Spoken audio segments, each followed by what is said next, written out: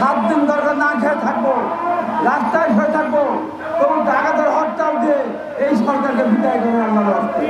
বেগম খালেদা থেকে দীর্ঘদিন ধরে অন্যভাবে কারাগারে আটকে রেখেছেন। আমাদের নেতা জনাব তারেক রহমান আমি একটা মিথ্যা মামলা দিয়ে যাচ্ছেন, সাজা দিয়ে যাচ্ছেন। আমরা একদিন হরতাল অবরোধ করবো ডাকি নাই।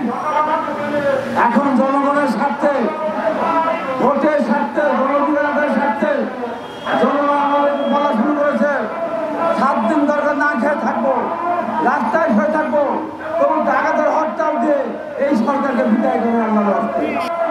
আমরা আন্দোলন করে এই সরকারের পতন ঘটে তন্ত্রতা আদায় করে আমরা নির্বাচন করে বেগম খালেদা জিয়াকে আমরা মুক্ত দেবো ইনশাআল্লাহ, এবং আমাদের প্রিয়তা জনাব তারেক রহমানকে ফিরিয়ে আনবো।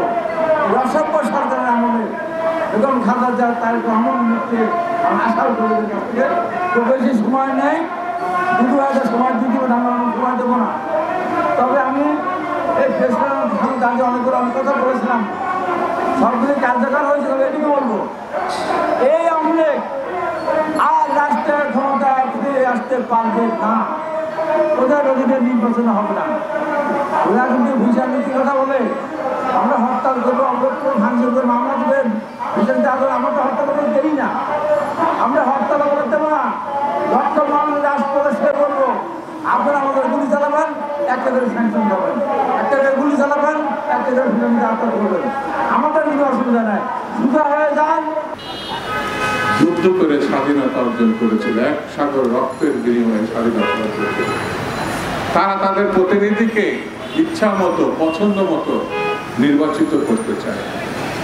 আপনি লক্ষ্য করবেন, বিএনপি এবং বিরোধী দল এই কথা যখন বলতো, সরকার উপহাস করত যে শেখ হাসিনা, আওয়ামী লীগ গণতন্ত্র, মানুষের ভোটাধিকার নিশ্চিত করেছে। 14 সালের নির্বাচন, 18 সালের নির্বাচন একটা স্বাধীন দেশে কি রকম মর্মান্তিক অবস্থা তৈরি করেছে। ছাত্র গণ অভ্যুত্থানের মধ্য দিয়ে মানুষের ভোটাধিকার, মানুষের মর্যাদা, মানবিক মর্যাদা, গণতান্ত্রিক অধিকার এগুলো ফিরিয়ে এনেছে। সেটি এখন নাই। সেটি ফিরিয়ে আনার লক্ষ্যে এই আন্দোলন। সরকার বলছে সংবিধানের আওতায়, সংবিধানের আওতায় তো তত্ত্বাবধায়ক সরকার ছিল। সংবিধানের আওতায় মানুষের ভোটাধিকার ছিল, সেটি বাতিল করা হয়েছে। সেটি এই যে আমাদের ব্যারিস্টার আমিরুল সাহেব বলেছে, তত্ত্বাবধায়ক সরকার ফিরিয়ে আনা সম্ভব।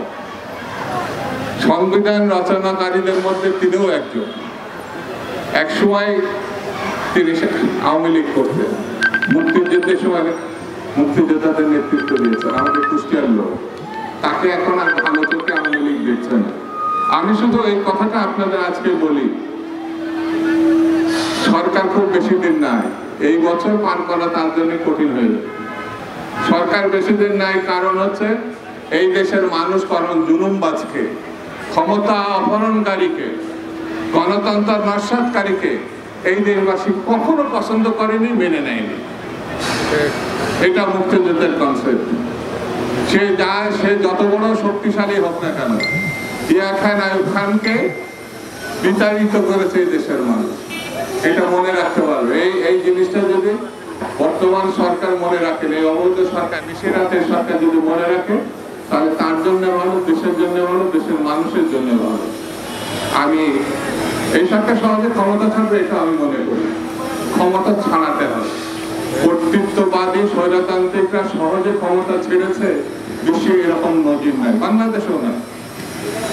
ঐক্যবদ্ধভাবে দেশনায়কের নেতৃত্বে, বেগম জিয়ার নেতৃত্বে, বিএনপির নেতৃত্বে আসুন আমরা রাজপথে নেমে আসি। আমাদের নেতা বলেছেন ফয়সালা রাজপথে হবে। এই ফয়সালা রাজপথে হবে এই বিশ্বাস থেকে আসুন আমরা রাজপথে নেমে আসি। ইনশাআল্লাহ এই সরকার ক্ষমতায় থাকতে পারবে, এই সরকার ক্ষমতায় থাকতে পারবে না। এই অন্যায়ের সাপোর্ট করি, অন্যায়ের পক্ষে, আর আমরা ন্যায়ের পক্ষে। ন্যায় কখনো অন্যায়ের কাছে পরাজিত হয় না। সেই কারণে বন্ধুরা আমাদের ঐক্যবদ্ধভাবে রাজপথে নেমে আসে।